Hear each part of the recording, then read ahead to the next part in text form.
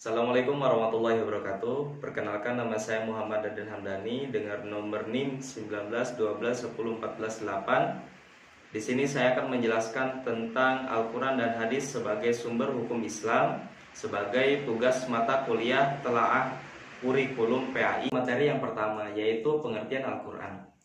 Al-Quran secara bahasa berasal dari kata qara'a yaqra'u qira'atan Qur'anan, yakni sesuatu yang dibaca atau bacaan.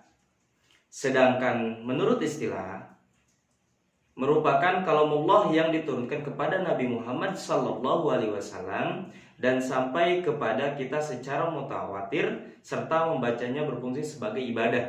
Yang selanjutnya, nama dan sifat Al-Quran. Ada beberapa nama dan sifat Al-Quran di sini. Yang pertama, Al-Quran. Penamaan Al-Quran berdasarkan pada kitab suci yang terakhir diturunkan oleh Allah Subhanahu wa Ta'ala, guna menjadi bacaan sebagaimana arti dari Al-Quran itu sendiri dan telah dijelaskan pada pembahasan sebelumnya. Yang kedua, Al-Furqan. Penamaan Al-Quran mengindikasikan bahwa Al-Quran sebagai pembedaan antara hak dan batil atau antara yang benar dan yang salah. Yang ketiga yaitu Alkitab. Alkitab artinya al-jam'u atau mengumpulkan. Penamaan ini berdasarkan pada Al-Quran yang mengandung bermacam-macam ilmu, kisah, dan berita. Maksud dari Alkitab juga bahwa Al-Quran tidak hanya dipelihara melalui lisan atau disebut dengan hafalan, tetapi juga dengan tulisan. Yang keempat yaitu al-zikru. Kata al-zikru murni dari bahasa Arab, artinya kemuliaan. Makna lain dari az-zikru ialah ingat atau mengingatkan.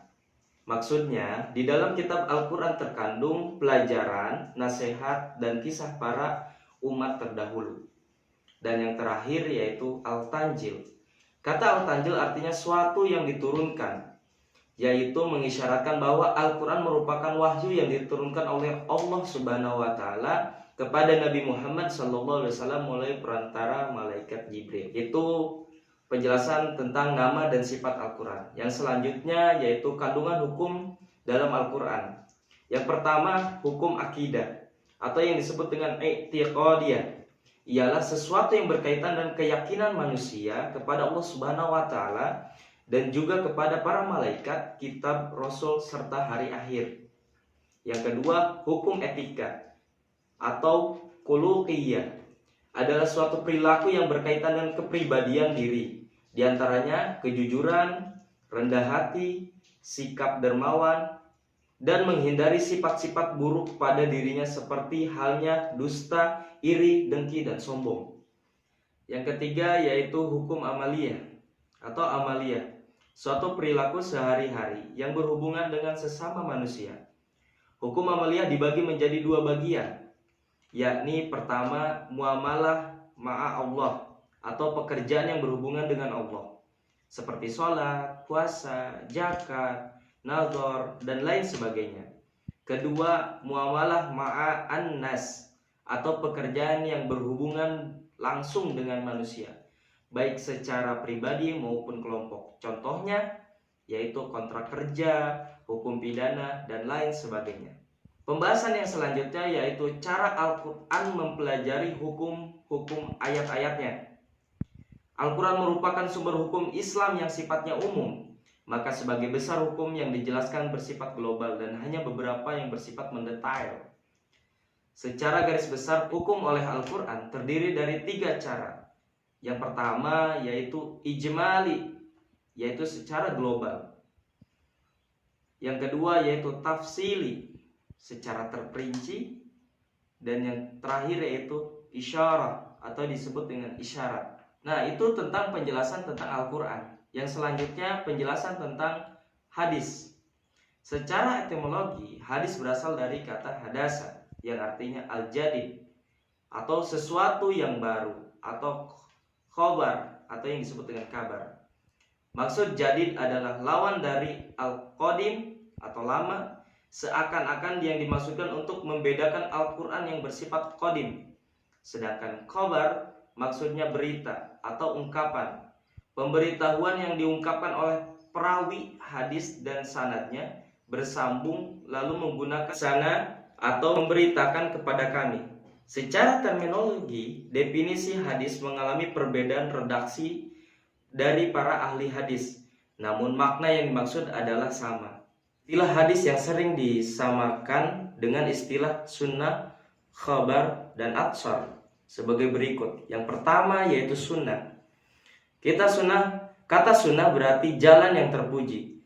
Sunnah ialah sebagai suatu yang ditinggalkan oleh Rasulullah SAW berupa perkataan, perbuatan, takrir, sifat, fisik, atau akhlak, serta perilaku kehidupan baik sebelum diangkat menjadi Rasul, seperti mengasingkan diri yang beliau lakukan di Gua Hiro, atau setelah kerasulan beliau. Adapun menurut ulama fikih, sunnah merupakan segala sesuatu yang didatangkan dari Nabi yang bukan fardu dan tidak wajib.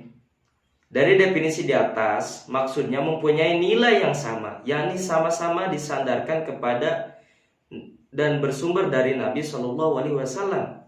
Jika dari fungsinya, ulama hadis mempertegas bahwa Nabi Shallallahu Alaihi Wasallam sebagai teladan kehidupan. Adapun ulama fikih berpendapat bahwa Nabi Shallallahu Alaihi Wasallam sebagai syar'i, yaitu sumber hukum Islam.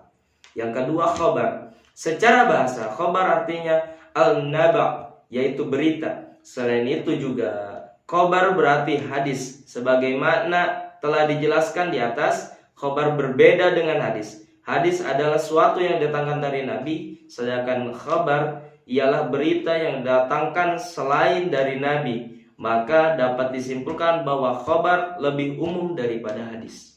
Penjelasan tentang fungsi hadis terhadap Al-Quran. Ada 3 poin di sini. Yang pertama, menegakkan kembali keterangan atau perintah yang terdapat di dalam Al-Quran. Dalam hal ini, hadis datang dengan keterangan atau perintah yang sejalan dengan Al-Quran. Yang kedua, menjelaskan dan menafsirkan ayat-ayat Al-Quran yang datang secara mujmal atau global. Dalam hal ini, kaitannya ada 3 hal. Yang pertama, menafsirkan serta memperinci ayat-ayat yang bersifat umum. Yang kedua, khususkan ayat-ayat yang bersifat umum.